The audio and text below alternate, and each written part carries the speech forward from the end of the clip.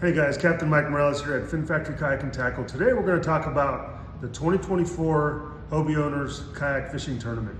Tips and tricks, guys. So with that being said, we'll jump right into it. All right guys, so as far as the fishing is concerned, if you guys look up at the map here, this is pretty much our primary fishing location.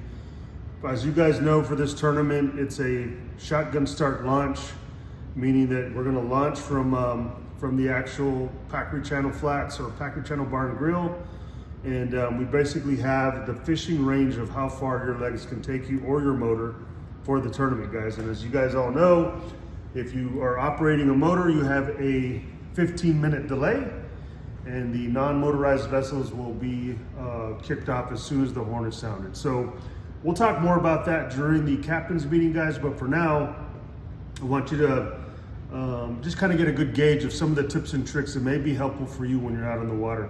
Guys, I can tell you that I've been out on the water all week conducting trips, both this week and last week, and a lot of the trips have been kind of centered around that area, and I can tell you guys there's a lot of fish in the locations. I've been getting asked a lot of questions, you know, from out of towners and that kind of thing, is, hey, what's a good spot? And guys, I can tell you that the water has been really it's been productive. Now, size has been a little bit of a challenge to find some, you know, healthy fish out there, some big, you know, big fatties, but guys, they're there. Okay, so I want to kind of illustrate some of the areas that I've been focusing in on, and this is not for you to say that this is a guaranteed catch, guys, but these areas that you can see up on the map where I've actually physically circled or kind of highlighted it on, and maybe some areas that you may want to focus in on. I know that some of us local folks may have more of a little bit of advantage than others, but at the same time, those of you guys that rarely get a chance to get down here, these may be some key areas for you to focus in on, okay? All right, it's gone, you can't see it anymore. So when it comes to tips and tricks, guys, I want to start off with tips and tricks from a safety standpoint, and then we'll get into the nitty gritty of some things that have been working from an artificial lure standpoint, okay? So guys, we want to make sure we're following the rules out there and that we're keeping safety in mind, guys. Those of us that are motorized, those of us that launch and it's still dark, we all know that we have to have an all-around light. And if you're motorized, you have to have navigation lights, guys. And just to kind of talk about what those look like, guys, I can tell you right now that the Guardian Angel light kits are fantastic for exactly that. They come in two different kits. They come in the kit that is the all-around light, which is this guy right here. It also comes with a magnet, guys, so that you know, you can either place it in your hat, you can put it up on a pole, and right now I've got this thing, but it comes with a magnet where a lot of times when I'm doing the rigging and stuff, the first thing I'll do is I'll kind of magnetize it right here on the bill of my hat so that I can see my rigging. And at the same time, to work as an all-around light, you can put the magnetize right on the top of your hat with that included magnet, backing magnet to hold it. Same thing holds true for the navigation light here, guys. Oops. Navigation light, kind of the same exact thing. You've got your red and green, which is exactly what you need to be navigation light certified out on the water. You can choose different modes, guys, but this is very critical, I think. It's not critical, it's the law to make sure that we have this. So that being said, they come in two different versions. They come with the version with the remote control, guys, and those of you who put this up on the bow where it's required, you know, in order to turn it off, it could be a challenge to get up there to the bow of your boat. So with the remote control, this will allow you to easily turn it off and on of up to 50 feet away. So, you know, you won't have to crawl your way up there to the front of your boat to turn it off if you went with the remote control version. So the Guardian Angel lights, guys, fantastic, all around lighting. I think if you are missing your lighting, we will have these available during the captain's meeting. And we'll also take a couple of them out there in the morning. So if you want to make purchase of one, you can, okay? Comes in two versions, remote control. These are valued at $189. And then the non-remote control version, which is this guy, kayak kit, it is $129.99. Safety, guys, kind of moving on to the next. Got to make sure we're wearing our PFD at all times when we're conducting the tournament. You know, I know that what the law states, but for this tournament, we're going to require you guys to be wearing it at all times. Here at Fin Factory, we've got them in both styles. We've got the probably the most popular of all, the Chinook from NRS, which is a great add-on or a great vest. And we also have the inflatables, which is my personal favorite because it is going to get hot. They get hot out there, guys. And the inflatables, pretty much you forget to even have them on, which is a good thing. The only thing about this inflatable is it will not auto-inflate if you hit the water, which is a good thing. But at the same time, could be a hindrance too. So inflatables, full life jackets, gotta wear it, guys. It's part of the requirement for this tournament. These will be available also. All right, guys, you also, as you know, you have to have a safety whistle for your PFD. That's a part of safety. So some type of sounding device is required for you being out on the water. So I want to make sure that we cover those safety aspects of it first. Kind of a couple of tricks, guys, and tips. First thing you want to kind of focus in on is landing that fish. How many of us have been out there where we get on the water and we catch this beautiful fish? We know it's possibly a tournament fish. We get them up to the boat and bam, that fish is just comes off the hook right at the boat. It sucks, and it happens, guys. So we want to make sure that we're prepared to have the right equipment for that. Now, I'm going to tell you guys, getting the fish into the boat is the most important piece, in my opinion. And you got a couple of options, guys. So those of us that are on the bigger boats, okay, like the Hobie Pro Anglers, they got high gunnels, high walls, guys.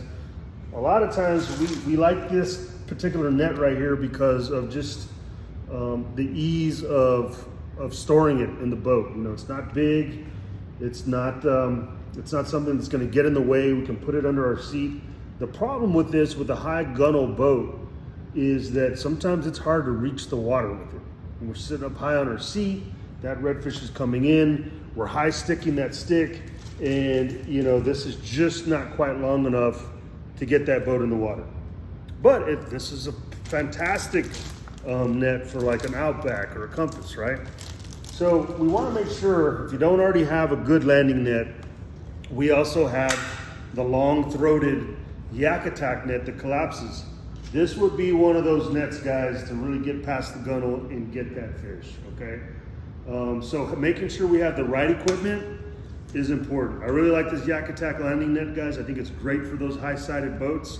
It collapses, it's strong, it's got a deep enough throat here to actually get that fish into the net safely without losing that fish. So here's another problem. Let's just say, for instance, you're on a Lynx or even an Outback or Compass, guys, and we finally get that fish in the boat. We're excited, dude. This could be the tournament winning fish.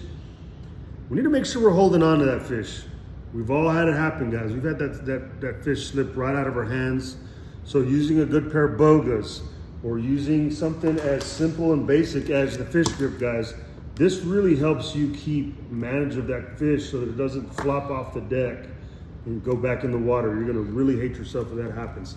So make sure that you have something to actually grasp that fish, because we all know they can be slippery, they could be slimy, and our nerves and our excitement can cause us to have a problem with keeping that fish on board.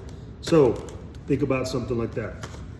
I also want to have a pretty good set of hook remover. You know, either these Landers hook outs or a good set of pliers, which we have all kinds of pliers here, guys, will definitely help you easily and safely remove that hook timely to keep that fish alive, okay? We all know sometimes those redfish or trout will deep throat one of those lures that we have, and the timing of removing that hook and safely removing that hook is going to be critical to eliminate the chance of you getting a deduction on weight, okay? So removing the hook, guys, quickly, timely, this could really be a lifesaver, literally a lifesaver for that fish, and gain you an extra or allow you to keep that half pound so you don't get the deduction, okay? So after we remove the hook, guys, what do we do with that fish? You know, how do we keep that fish alive? Some people bring big coolers on board with aerators and oxygen and G-juice, and there's all kinds of stuff, guys. But I can tell you, keeping a fish on a standard stringer, guys, is safe and effective to keep that fish alive. Now, it's the amount of stress that we put on that fish through the day is what's gonna cause that fish to eventually pass away or perish or whatever you wanna call it, okay? I prefer to use a stringer because it's quick, fast, and effective to get that fish on there and in the water. Some people will actually pull a wading net, which is the big case net. I can tell you that if you don't have a motor and you're pulling that net around, that could be very, very taxing and tiring. So my recommendation, guys, is use a standard stringer. Make sure that you're not gilling the fish, that you're actually puncturing the lining of that fish on the gill sets to allow that fish to easily breathe when they're in the water. Try not to stress the fish out, okay? If you got a motor going at 5 speed, 7 miles per hour is gonna put a lot of stress on that fish. So take it easy, take your time, and you'll see that you can easily maintain a live fish by just using a standard stringer, okay? All right, so now let's talk about some of the tried and true things that I've been using here in the past week on my guided trips and just fishing in general, guys. Probably one of the biggest ways that I'm seeing success on, guys, and this is probably the oldest lure in the book. This is biblical time lures, guys, and that is a gold spoon, okay? There's a lot of gold spoons out there. There's hammered gold, there's weedless gold, there's all kinds of gold, guys. To me, there's also silver spoons, but to me, the gold spoon in a 1/2 ounce has been kind of unstoppable. This has been one of those lures that we've really had success on. And I can tell you guys, we're starting to see, I call them coin flippers, a little pin perch, and you'll see them in the grass. You'll see them they're kind of like rolling, almost like a tarpon would or whatever. When I see that, that's just, man, it's prime for the gold spoon, guys. So gold spoon in a 1/2 ounce, if you don't have them, get one, because this guy has been pretty deadly effective on redfish, okay? Another piece, guys, a couple of colors that we've been really, really fond of are natural colors. The Z-Man Elazitech 5-inch paddler has been a real big win for me. Anything in a natural kind of color to me has been kind of best. In this particular color here, this is pin perch.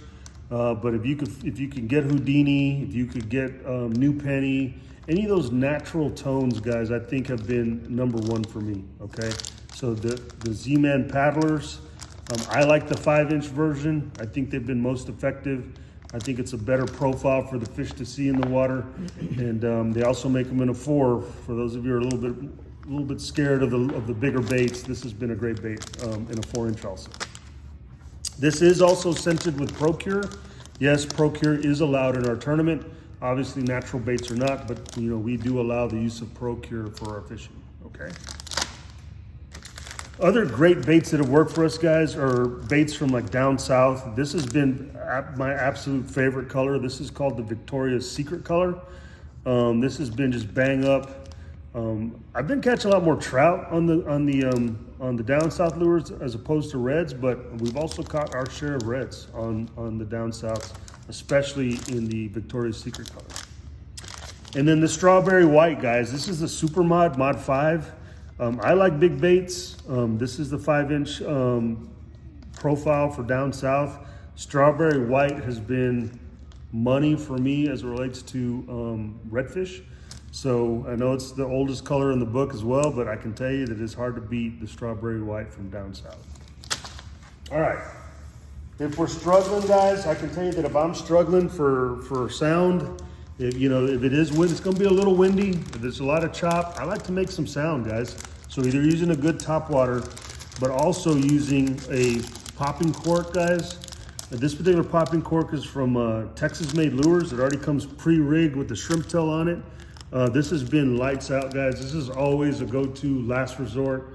If I'm not finding fish, using our standard operating procedures there, man, this is always in the arsenal. So getting yourself a popping cork, either if you're Texas made or the Woody, you guys already know Woody's my thing. I love this cork, but tying it onto a jig head, light jig head with a soft plastic. I like the shrimp profile, and I really, really like the Texas-made shrimp profile, okay? So whether you went with the Texas-made foamy or my personal favorite, the Woody popping cork, this guy right here, guys, has been lights out. I'm typically using about nothing larger than an 1/8 ounce. These are also pre-scented as well. with Mr. Ballyhoo's original scent. It stinks. You're not gonna like it, but these have been really, really good paired with the popping cork. When all else fails, guys, that's what you want. What else? So guys, there's another rendition of the Ahi Gold Spoon. This is a new, really, really reflective pattern. This, I haven't used this one yet, but I probably will here shortly. We just got these in and I think they're gonna be lights out, okay? Guys, not a lot there, okay? This has been what's working for me. Doesn't mean it's gonna work for everybody, but I can tell you can call any of my clients that I've taken out, this is the stuff we've been using, and it's been absolutely great. We've had good results. Lastly, we talked about safety, we talked about styles and techniques. Guys, when you're out there in the water, it is gonna be a little breezy, and I'm gonna tell you right now, moving is critical, okay? Yes, anchoring down, I think that there's time for that, but you're really gonna have to cover some water, okay? If you're not a drift fisherman, it's something you really need to consider doing, because moving to find them on the drift and casting is important. If you don't have one of these, guys, you got to get one, especially when it comes down to this weekend, and that is a drift anchor, drift sock, whatever you want to call it, guys. Hobie makes a really, really quality anchor. It's got a float on the top. It's got a weighted on the back. This will help you keep it a big enough bag to keep you slowed down. And man, you don't want to go out there without one of these, because this is going to help you slow down your drift and really get on those fish that you need to bring and weigh in, guys. So guys, I hope these tips and tricks help for you. If you have any further questions, feel free to reach out to me or any of my awesome outfitters here at the shop, and we'll get you geared and ready to go. Hey, good luck this weekend, guys. It's gonna be fantastic. It's gonna be fantastic weather, no rain. It's gonna be a little windy, but that's all right. But I really hope that you guys enjoy, okay? That being said, hey, we'll see you on Saturday or tomorrow during the captain's meeting here at 6 o'clock. Tight lines.